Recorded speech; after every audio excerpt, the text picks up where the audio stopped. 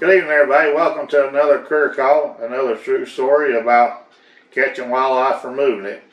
Now, a lot of times things come to us when we least expect it. Even at church, you don't always expect you're going to get a career call or a problem with an animal coming out of your church. But this night we was at church. A lady, pillar of the community, been there a long time, Esther. She went out one night at her church. But now, remember back in our time, people congregated outside the church, sat and talked and enjoyed conversation. So you might spend an hour out back of the church talking out in the front parking lot. Well, people come and go, don't really think much about it.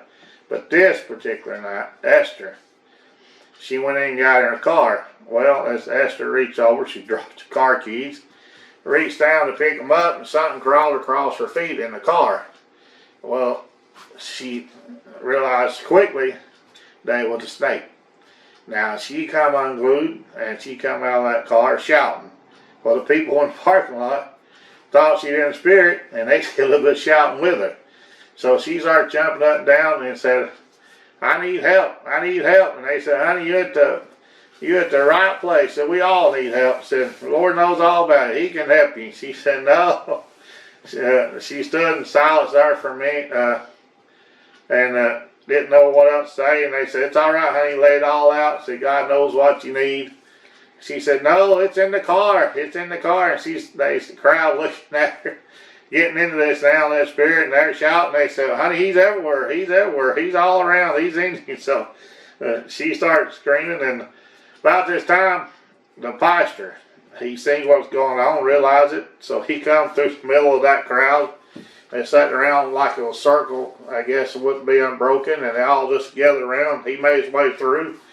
And then he realizes when he looks in the car what it was.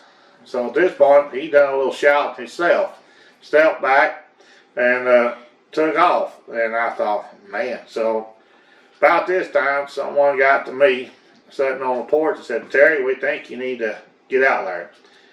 So I went out through there, and I was moving my way through that crowd, and everybody just still shouting, thought she's in the spirit. Esther was just crying and saying, someone help me. And I was like, okay, what's going on? And finally she got the word out, Terry, it's a snake. And I said, okay. So now I knew what the problem was.